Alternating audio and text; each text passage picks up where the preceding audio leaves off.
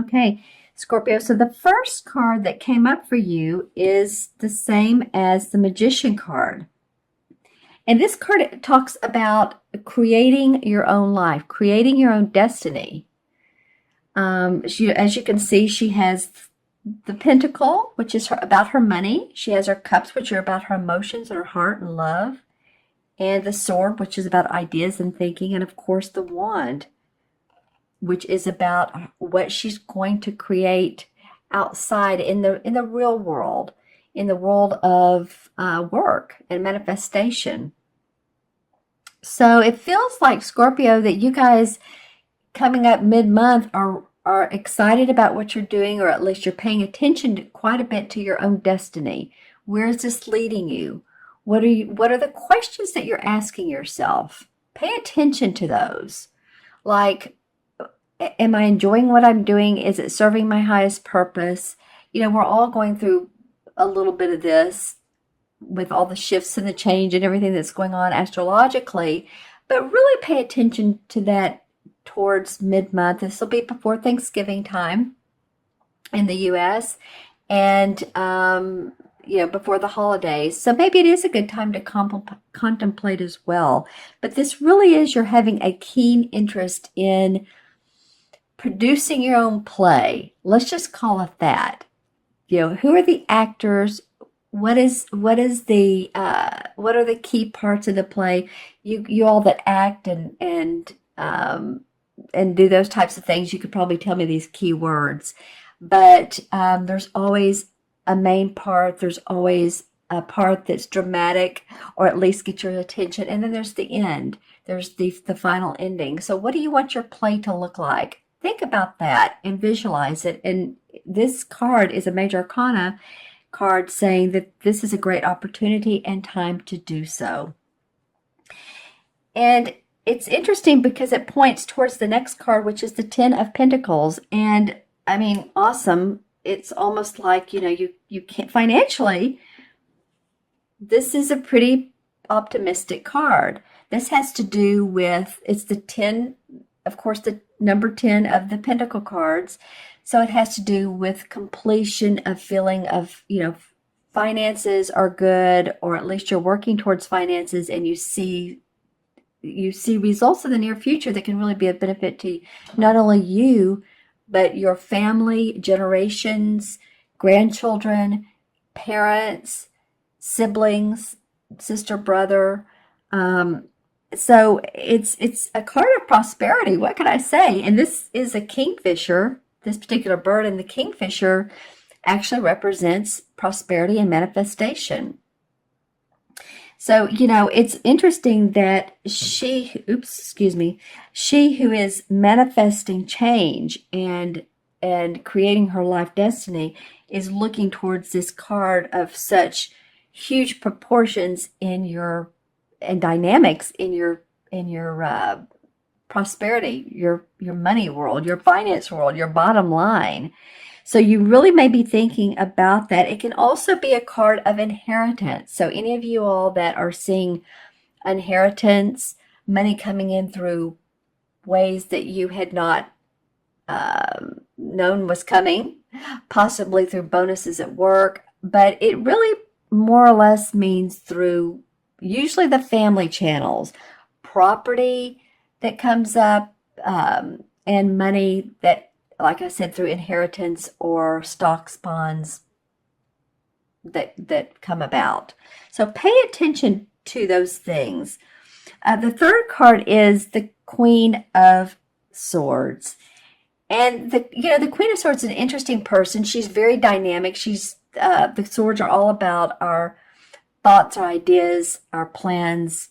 Very, very much the planner. And she's can be a little sharp with her words. It's interesting with the sword. She's great with her intellect, but she can be a little bit cunning. And so this person can either represent, you're being that way, you're having the aspects of the Queen, and also this represents an air sign. So that'd be Libra, Gemini, or Aquarius, Sun, Moon, or Rising, and the aspects that they have. That all three of those signs, excuse me, are very intellectual. That's why they're air, because it's, we think of intellect coming from our mind. Um, but this could be a person that comes into your life randomly, or someone you haven't seen in a while. This could be someone that some of you are like, wow, they've popped back in. Do I want to get to know them? Are they part of my life? And I'll pull clarification cards on this. Just know that, to up your inner strength, your third chakra, inner strength around this person, because the queens, like I said, can be very, I hate to say manipulative, but sometimes. But if you up your game and you have a discussion with this person, then you're fine. It can also mean you just taking on some practical projects, creating new projects and planning. So I'll draw, and that can be for any type of Scorpio. Just think about which she would indicate to you, and I'll draw some clarification cards for you. But, sometimes these cards can go either way. This could be someone coming back into your life that represents someone who you feel is very sharp and intellectual and straight to the point. Or it can be you taking on these aspects. So let's see what the cards have to say. And you know what else I'm noticing in all three cards are birds. This is like a crow. This is a kingfisher. And this is a beautiful yellow-breasted bird. And so birds to me are like messengers. So also intuitively pay attention to messages you might get from being outside and noticing birds flying by. If it's not too late in the season, some people are noticing butterflies pretty late in the season. But birds, like I said, are messengers and can often be our past lovers that have passed on, or they can be family that have passed on, spirit guides, in other words. And actually, with these purple irises, that is a very intuitive color, purple is. So I'm feeling like with 1, 2, 3 birds, that each are very distinct. Pay attention to messages that you might get. And let's pull some cards and see what this might be. Interesting. Well, the Nine of Swords, and this came up for one of my readings. I believe it was for Pisces last readings I did in the beginning of November, came up under this card. And so this definitely meant, she's been crying, she's been worrying. There's a problem with this Queen of Swords. This person's come back in and they're not meant for her or him, or if it's a woman or man. This can be a man or woman. So, that can be. It came up under the Witch, which is the same as the Magician. So I feel like some of you have really worried over some of your structure, your finances, your home, your house. I was trying to say home and house at the same time. But you're ready to create new. Actually, this may have been not great for you, but at least beneficial in sometimes we just need to let go of limiting beliefs, limiting ideas, thoughts, release them, let them come out of us so that we can start anew. And that's what this Magician card is saying. So for the Ten of Pentacles, the one that wants to come out, well, there's some angelic blessings, temperance around this. Temperance card meaning balancing. You're doing the balancing act. As you can see, she's an angel, and then she's working with this cup. And this cup has a lot of emotions in it. So she's paying attention. In fact, there's a crown. If you look in this yellow cloud right here, there's a crown. So she's paying attention to her crown chakra and spiritual wisdom that she's gaining. And also through her emotions. So paying attention to what's coming in, like I said a minute ago, intuitively, and manifesting, combining that with the earthly planes, with what she can emotionally feel good about and produce. And I feel like this has to do with your money, your income, setting that firm foundation for yourself. And the Queen of Swords. Okay, well, the Page of Rods came up. The Page of Rods usually indicates a message coming in of work, of something. You hear about a new idea to further your work. Someone says something to you like, you could do this, and this could really, help you out. And that's what I was saying earlier about listen to other people. So interesting, the Page of Swords is almost shouting out to her. So it feels like possibly this Page of Swords, because this person is a talker. This is a fire sign, Leo, Sagittarius, or Aries. But the fire is, you're able to come up with these analytical ways of thinking when you reach into your page. This page may be a person who has inspired you. It may be even a child. But it does feel like that you feel inspiration. Now, this person, like I said earlier, is a queen that has come back into your life and you're not really great about it. Feeling great about it. Pay attention to anyone who has offered you suggestions, called you on the phone, a salesperson, salespeople.